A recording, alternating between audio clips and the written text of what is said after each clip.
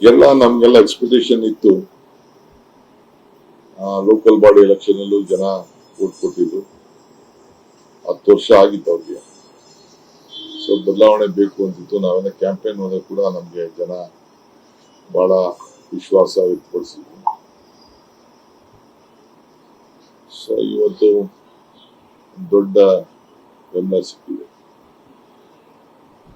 But ನಮ್ಗೆಲ್ಲ ಆಶ್ಚರ್ಯ ಏನಪ್ಪ ಅಂತಂದ್ರೆ ತಮಿಳುನಾಡು ಒಂದು ಹೊಸ ಯುಗ ಪ್ರಾರಂಭ ಆಗಿದೆ.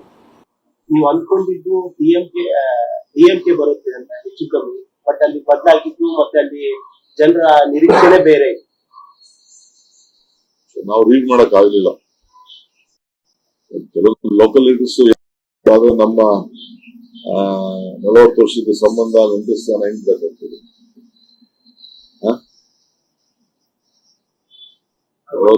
ರಾಹುಲ್ ಗಾಂಧಿ ಅವರು ಕಾಣಿಸ್ಕೊಳ್ಳಿಲ್ಲ ಅನ್ನೋದು ಕೂಡ ಕಾರಣ ಇರುತ್ತೆ. ಸ್ಟಾಲಿನ್ ಅವ್ರ ಜೊತೆ ಒಟ್ಟಾಗಿ ನೀವು ವೇದಿಕೆಯಲ್ಲಿ ಹಂಚ್ಕೊಳ್ಳಿಲ್ಲ ನಾನು ಮಾತಾಡಕ್ ಆಗಲ್ಲ.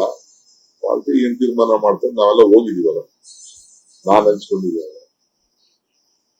ಬಟ್ ಈ ಸೆಲೆಬ್ರಿಟಿ ಅಂದಿದ ತಕ್ಷಣ ಎಲ್ಲವೂ ಓಟ್ ಕನ್ವರ್ಟ್ ಆಗಲ್ಲ ಅನ್ನೋ ರೀತಿಯಲ್ಲಿ ಒಂದಿಷ್ಟು ವಿಮರ್ಶೆಗಳು ಬಂದಿತ್ತು. ಅವು ಒಂದು 30-40% ಓಟ್